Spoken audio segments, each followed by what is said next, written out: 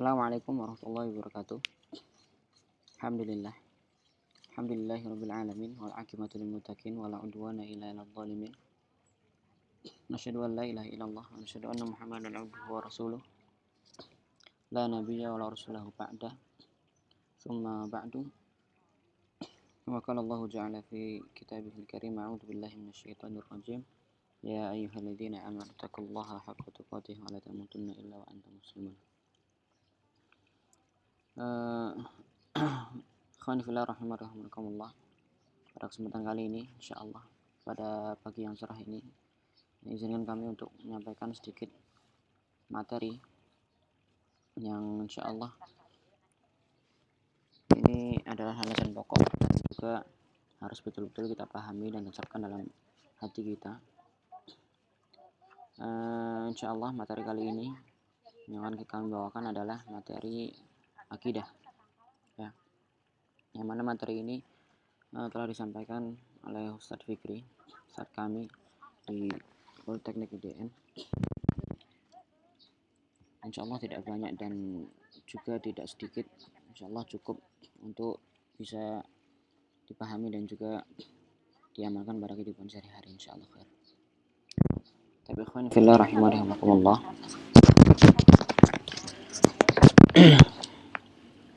Melanjutkan materi yang sebelumnya sempat kita sampaikan, ya.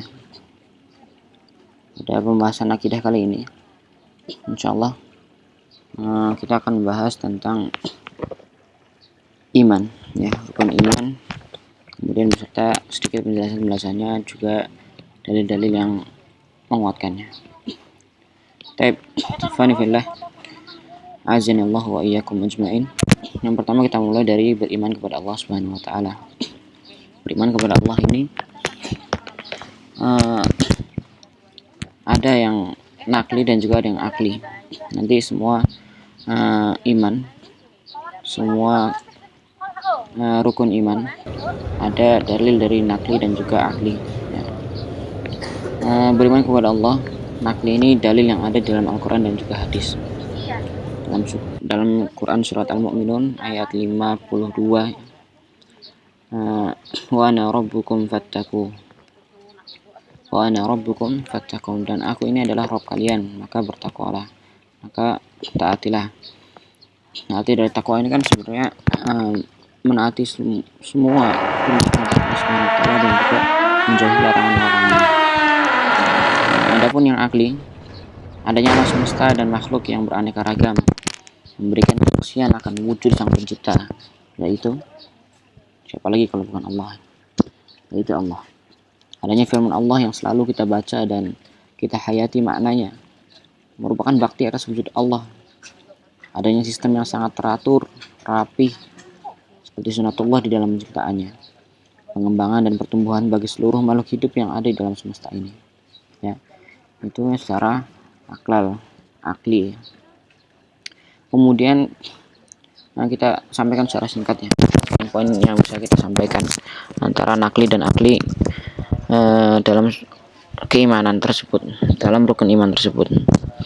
Kalau beriman kepada rububiyah Allah dan nakli ini berita dari Allah sendiri tentang kerububihannya, ya. Jadi Allah sendiri yang mengabarkan tentang kerububihannya ini dalam Quran surat Al-Fatihah yang sering kita baca di ayat kedua, alhamdulillahirabbil alamin, ya, segala puji bagi Allah Rabb semesta alam.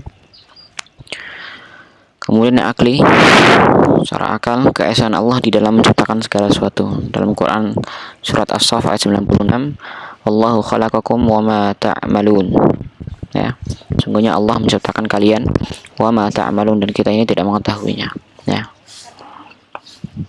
Kemudian yang ketiga, beriman kepada uluhiyah Allah.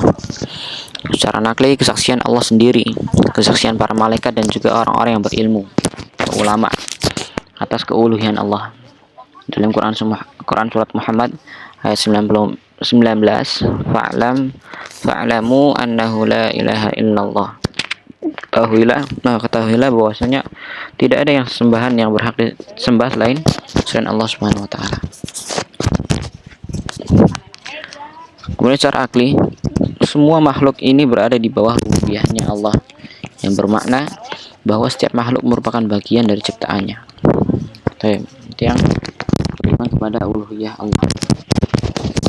Kemudian beriman kepada nama-nama dan sifat-sifat Allah, asma wa sifatnya. Secara nakli, adanya berita dari Allah tentang nama-nama dan sifat-sifat Allah. Ya, 99 yang kita sering sebut dan kita agung-agungkan itu adanya berita dari Allah tentang nama-nama dan sifat-sifat Allah. Ya. Dan secara akli, ketika seorang muslim beriman kepada nama-nama dan sifat Allah dan mensifatnya dengan sifat-sifat tersebut, ia sama seperti tidak berkeyakinan atau tidak membayangkan bagaimana rupanya Allah Subhanahu wa taala. Itu yang keempat. Kemudian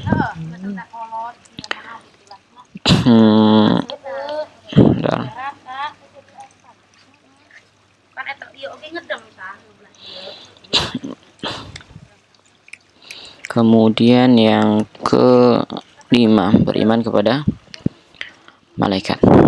Secara nakli ini perintah Allah agar beriman kepada para malaikat dan informasi dari Allah tentang para malaikat.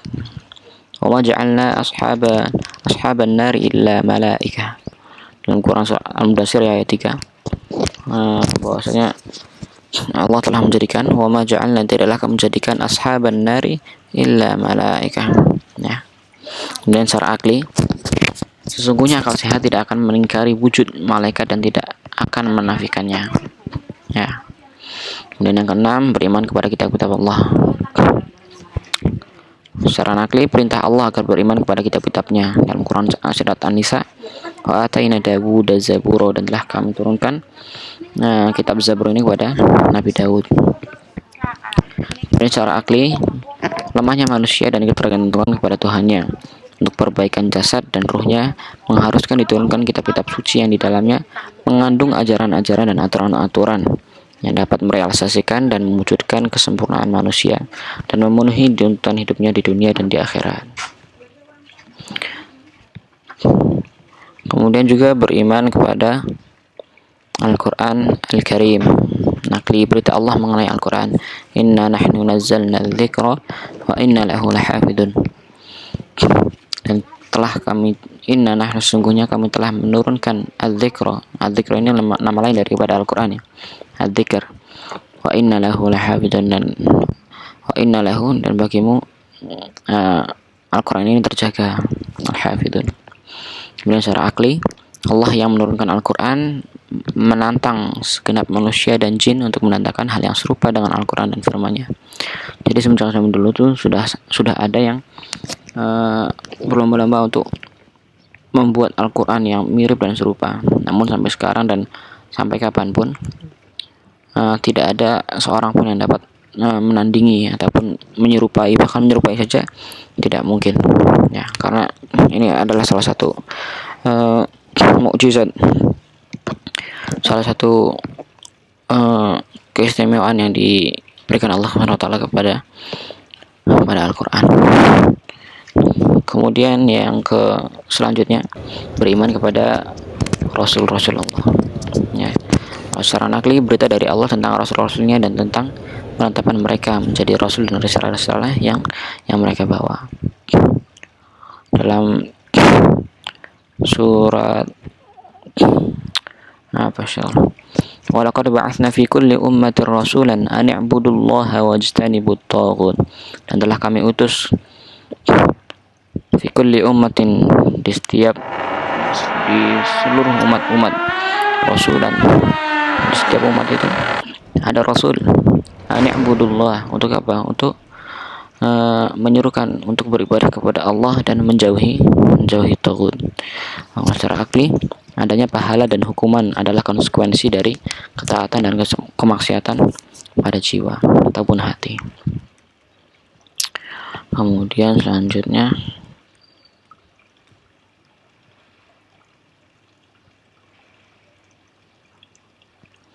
beriman kepada kerasulan Nabi Muhammad sallallahu alaihi wasallam, kesaksian Allah, para malaikat dan para malaikat bagi Nabi Muhammad sallallahu alaihi wasallam bahwasanya beliau yang menerima wahyu, ya. Wa ma arsalnaka illa rahmatan lil alamin, dalam Quran surah Al-Anbiya ayat 107 ya. Di sana menjelaskan wa ma arsalnaka illa rahmatan lil alamin. Secara akli, prinsip-prinsip ajaran yang dibawa dan diajarkan oleh Nabi Muhammad itu sahih, benar, dan sangat sesuai dengan segala tempat dan waktu yang ia telah memberikan bahwa ajaran-ajaran itu berasal dari Allah. Nah, jelas. Kemudian beriman kepada hari akhir, hari kiamat. Secara akli adanya berita dari Allah tentang hari Ahad. Nah, kullu man 'alaiha fan wa yabqa wajhu rabbika dzul jalali wal ikram, dalam surat Ar-Rahman ayat 26 dan 27 ya. Situ dijelaskan bahwasanya kullu man 'alaiha fan, semuanya akan hancur, semuanya akan binasa.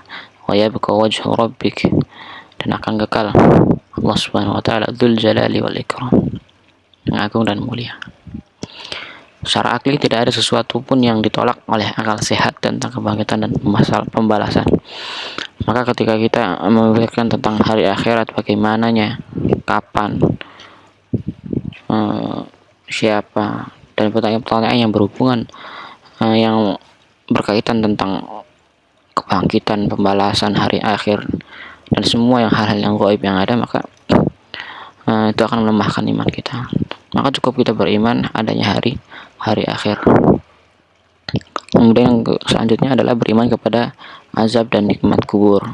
Secara nakli, berita dari Allah tentang kenikmatan dan azab kubur. Karena kenikmatan dan azab kubur ini benar adanya ya. Dijelaskan Allah Subhanahu wa taala dalam Quran surat At-Taubah, "Sanu'adzibuhum marratain." Maka kami akan azab 2 kali, "Tsumma yuradduna ila adzabin adzim." Kemudian kita akan kembalikan kepada azab-azab yang sangat pedih. Ya, naudzubillah min dzalik. Semoga kita dijauhkan dari azab-azab kubur yang ada. Kemudian secara akli, masalah azab kubur atau kenikmatannya, apa saja yang terjadi, akal sehat pasti membenarkannya dan memberikan kesaksian akan kebenarannya. Allahu a'lam bishawab. Kemudian beriman kepada qada dan qadar. Secara nakli, berita dari Allah berkenaan tentang qada dan qadar ya. Inna kulla syai'in khalaqnahu biqadar. Semuanya kami telah menjadikan segala sesuatu itu biqadar, sesuai dengan kadarnya, sesuai dengan ketetapannya. Dan secara akli, beriman kepada Allah dan qadar, kekuasaannya mempunyai konsekuensi. Iman kepada qada dan qadar, hikmah dan masyiahnya. Kemudian tauhid ibadah. Secara nakli, perintah Allah agar beribadah hanya kepada Allah. Wa iyaya farhabun. Wa iyaya farhabun.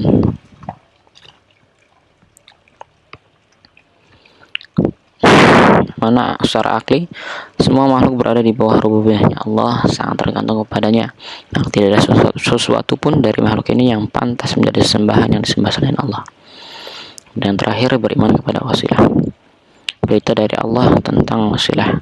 Rabbana amanna faktubna ma'asyahidin. Ya Allah, Rabbana amanna, kami telah beriman, faktubna, maka tulislah kami ma'asyahidin, dan berilah kami kesaksian.